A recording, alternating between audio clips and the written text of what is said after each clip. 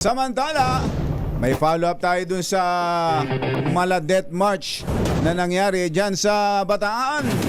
Mga estudyante ng Bestlink Colleges. Ito ang follow-up report ni RH5, Val Gonzalez. Come in, Val!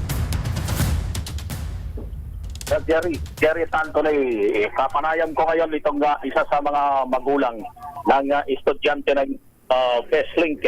Nakasama doon sa, sabi nga ninyo, Jet March. Noong unang araw pa lang na pumutok itong balitang ito, sabi nyo, Jet March na ginawa dito sa mga estudyante ng Bestlink College of the Philippines ng ang punong tanggapan ay nandito sa lungsod ng Quezon. Si Ate Rio ay kapanayam ko ngayon na Jerry Anthony at ikukwento niya kung gaano yung hirap na naranasan ng kanyang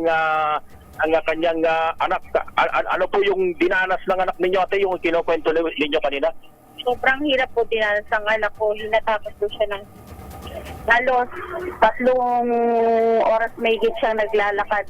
6 p.m. pinaalis na po sila ng resort.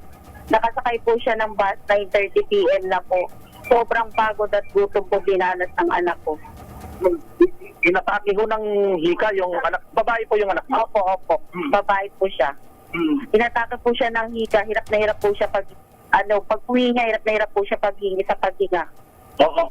Balita ko namin ay laging field trip o educational trip ang trip ng Bestlink.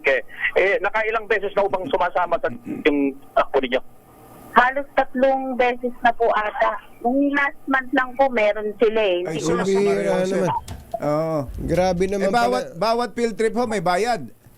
meron po. Magkano? Pinakamababa na po ang 7,000. 7,000, Maria Jose. 7,000 field trip. Per student? Educational tour daw po ang tawag. Ay, sus. Pambirang At pag hindi sumama, Ay, kawawa po ang grade ng bata at marami pa rin po ipapagawa sa kanila. Pambira itong 7,000 last month lang po kanyo yon. Opo. Hindi ko lang po sure kung sa Pampanga patay. Ito po, meron na naman po sila panibago bagyo naman daw po. nagre-ready na naman ng panibago. Opo, ang alam ko po, Ay, ano sus, pag-isa Maria ng Jose. anak ko, 8K naman daw po po sa 8K? bagyo. 8K. Itong sa- hindi ba travel agency ang eskwelahan na yan? Baka hindi eskwelahan yan. Baka travel agency napapasukan ng anak nyo.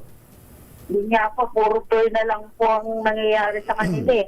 Yung sa Bataan, magkano binayad nila? 1,000 po, ano daw yun, yung trans po at saka bayad sa entrance po doon sa resort. 1,000 lang eh. Dahil hindi nilang yun sa kon eh. Hindi, tsaka wala namang bus pala eh. Wala. Di ba, pinaglakad sila. Pinaglakad lang, ang bihira. Wala man lang Pero kasama. pag hindi ka po sumama, magbabayad ka din po ng 500. Dahil, Hindi ka sumama. Hindi ka po sumama, para daw sundin daw sa transport. Alam mo, natatawa lang tayo dito pero sumusobra na tong eskwelahan na to ha. Buti sana kung first time yan eh Oo. na nagkaroon ng problema eh. Teka muna ma'am, yung po bang anak ninyo, di ba sabi nyo ay naglakad ng 2 oras kalahati? Tama? Alas 3 oras po. 3 Tatlong oras oras. naglakad mula sa bundok. Opo, 6 pinalabas na po sila, 6 p.m. po pinalabas na sila ng resort. Nakasakay po yung anak ko 9:30 p.m. na po, nakasakay ng bus. Ano daw po ba usapan? Bakit daw po ba kinailangan maglakad? Hindi ba kayang umakyat ng bus dun sa resort? Opo, tapos yung ibang bus daw po, umaalis na, hindi pa puno yung bus. Iniiwan yung ibang mga estudyante, kaya nagkaubusan po ata ng bus. Ganun po yung kwento ng anak ko. Yung ibang estudyante po, nag-commute na lang po para makauwi lang. Hindi, hindi ba yung kung kasama sa binayaran yung bus, Po. di yun ang naghatid, dapat yun din ang susundo. Hindi ba ganun dapat ng usapan? Ano po eh, kaso ang alam ko wala pong nag-aasikaso mga teacher, mga prof na kasi nagkaiba-iba po yung sakay nila ng bus. Hindi po Nako, yung yun. pinag- punta.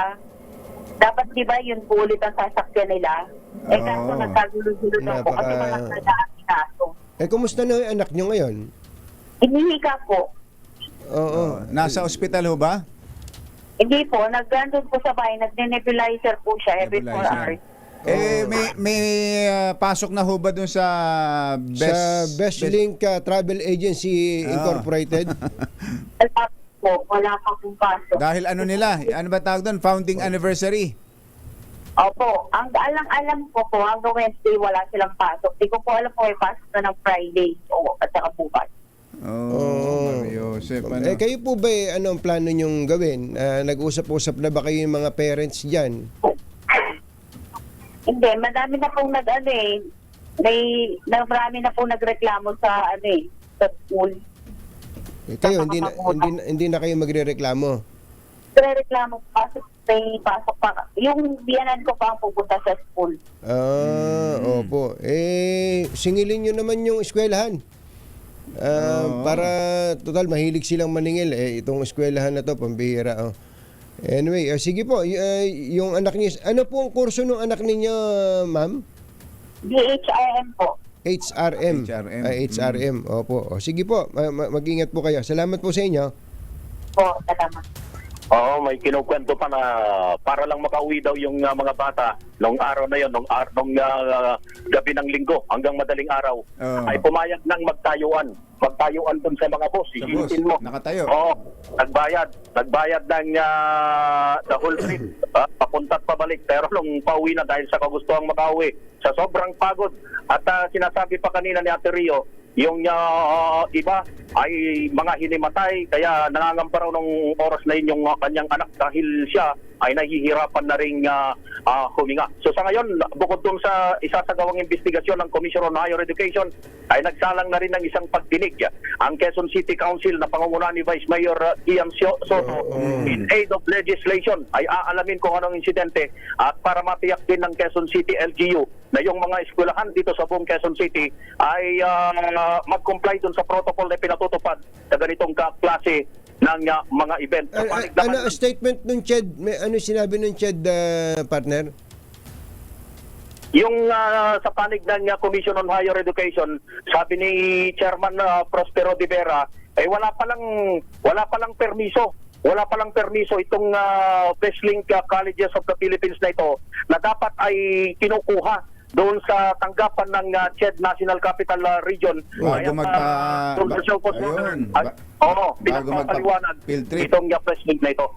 Hindi, kung maraming estudyante, ang problema na, kung ipapasara mo naman yung eskwela, ng dami-daming estudyante, medyo komplikado pala yan, ano? Baka pwedeng i-tie up na lang sa Department of Tourism. Mahilig pala sa mga tour na ganyan yung ang bira itong natatawa lang tayo pero nakakabusit Isipin mo yung mga nanay na hirap ang kalooban niya, no? Sa pera, hirap sa pera, hirap sa katawan, ang sinapit ng mga estudyante dyan at ng mga magulang. Okay, thank you, partner. Antabayan na natin kung anong magiging aksyon dito ng Commission on Higher Education at na maging ng Quezon City Local Government Units na siyang nakakasakop sa lugar kung saan ang tanggapan ng Bestlink Colleges of the Philippines. Mula rito sa Quezon City, Val Gonzales, back to you, Cheret Anthony. Thank you, Val.